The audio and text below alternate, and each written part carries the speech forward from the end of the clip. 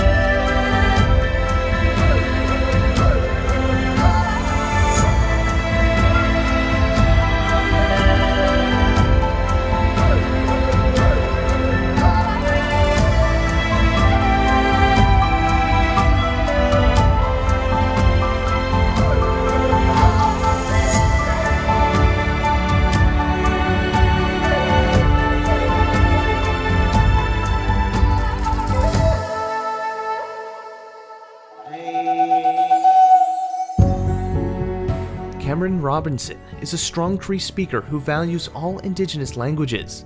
His goals are to teach his culture's words and language through the human spirit of storytelling, through the approach of listening and learn. To quote Cameron, "I truly have changed from a life of shambles. As a Cree storyteller, I have so much to tell, and not enough to listen nor understand. So greatly I want to teach my Inuit proudly to whomever wants to learn my now dying language." Hello, my name is Cameron Robertson, and today I'm going to give you guys a little lesson on some Cree words. Just simple words, and talk a little bit about word coining and how Cree has changed throughout time. Also, we'll talk a little bit about new words, word coining. Anyhow, we'll start with simple words, just common words like hello.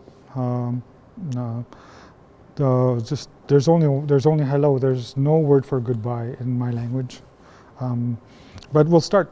Okay, we'll start with hello.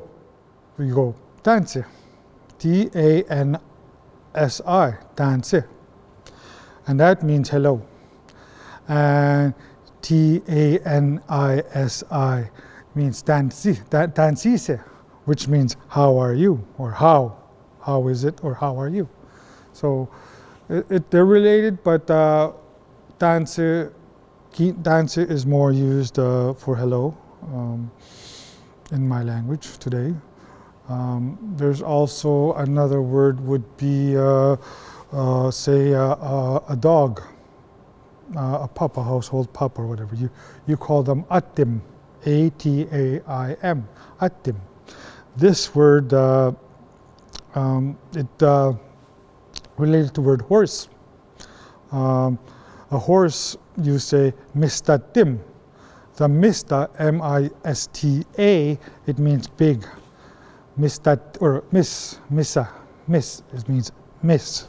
It means big. So the mistatim means big dog. So this is how languages, words are coined, I guess, because our elders, they barely saw any horses, and when they did see horses, they probably went, "Look at that big dog," So this is how words were coined. So, say this hat I'm wearing. It was word coined as well. This is called a flat cap. This cap is well over 100 years old, and I wear it proudly. It was given to me by somebody that to honor. And I wear it proudly today. It's a Cree hat, and a lot of my Cree people men wore these hats, and it's flat cap. And the way you say it in Cree is napagastutin. Napage means flat. Astutin means hat. So napagastutin, Napakaston, napagastutin. And things like that were coined a lot. Well, there's word coining for microwaves, word coining for cell phones, internet, TVs, whatever. Whatever you see, you'll have to name it in Cree. That's the importance of keeping our language alive, is word coining and making people aware of what it means, or and if you go back, if you ever ask questions and you hear a word and you don't know what it means, just punch it into Facebook, any Facebook group or any media, any group, and just ask questions. There's a lot of good groups out there. They teach you, and there's even some with pronunciations. My group myself, I have everything that I use on a book, I posted right away, and I have sound with it. So I record my voice on my phone, and then I upload it to my cloud, and then from my cloud I take it from SoundCloud, and then from SoundCloud I cut and paste it onto the group, and that works. They can hear my word, so people will be able to hear what I'm saying, or there's stories on there. There's songs, old Cree songs. There's also different apps I use on there. You can find on there. But let's get back to talking about words. Word coining, I find is very difficult for some people, especially these new speakers. But it does exist, and word coining has been going on since Wisagetsak set foot on this earth. And the beginning of time. You had to name everything, or wherever the language came from. Had to be everything had to have a name. Anyways, language to me today is very important. I must help keep it alive, and teaching it is what I love doing. But there's a lot of other words out there that you need to know. There, like I said, there's no word for goodbye in Cree. There's, see you later's, but the mami nagawa pamitin, which means I will see you later. But in Cree, in the English language, you'll say, I'll see you later. I will see you later. But in Cree, you're saying later I will see you. It's kind of backwards. The grammar is kind of Batima is in front. So it's just the way the grammatical structure of the Cree works. And this is important to understand. And this is what I do at the university. I help teach the language there as I'm the lab tech there. So the lab tech there, and I really love what I'm doing. And I'm hoping to do more. I want to be able to I don't know. I've been kind of clouded with so many things for my whole life, and I'm healing. I'm healing with my language, and I'm healing with my words, and I'm writing novels. I'm doing everything I can to kind of keep it alive for myself and my family, and I'm learning. I'm learning a lot of things that I forgot about. Because of culture change, because I moved here to Winnipeg, If you're new to Canada and wanting to visit a Cree family, you would probably just do whatever everybody else does. Knock at the door. They would say, "Baby, that means come in," and you would step inside. But honor them by taking off your shoes if they invite you in. Just listen to them. Cree people have a lot of good things to say. They will feed you. They'll laugh with you. They'll tell you stories. You may not understand, so you might need somebody like me to translate for you. And there's a lot of us that still translate, And you know, but you got to make sure it's a good translator, because you don't want one that's going to make up words, you know. But like there's people that in a community, if you go to a community and you ask at the chief's office if there's anybody that would translate, they would refer you to somebody, and this person would take you around, and it happens. I've done I've went to a few places to talk to people and in other languages, and I've been chaperoned around the community by other members, and it's important to be able to feel comfortable with them, and just it's just like the way you want to be treated when somebody's stepping into your house. You have to have that amount of respect, walking in and walking out. You walk out with open mind and open heart, and better understanding of how to visit a Cree family. That we are beautiful people. We love to laugh. We tell stories. We do a lot of. We love to cook. You gotta have our duck soup. Right now is springtime and geese are migrating. Everybody's crazy about the geese.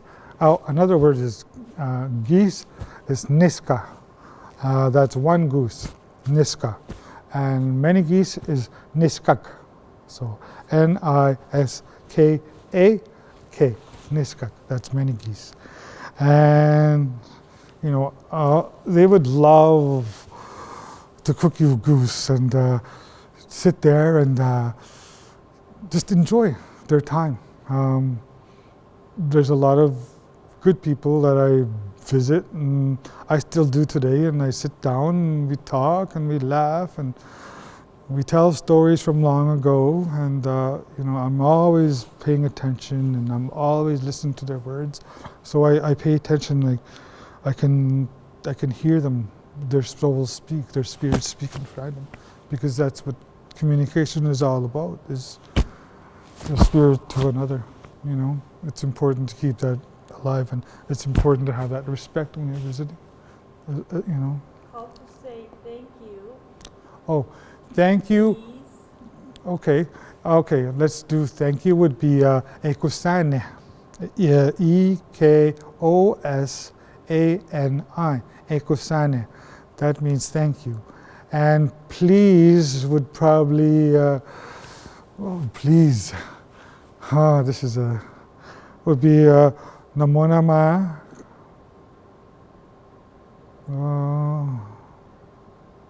Wait, please.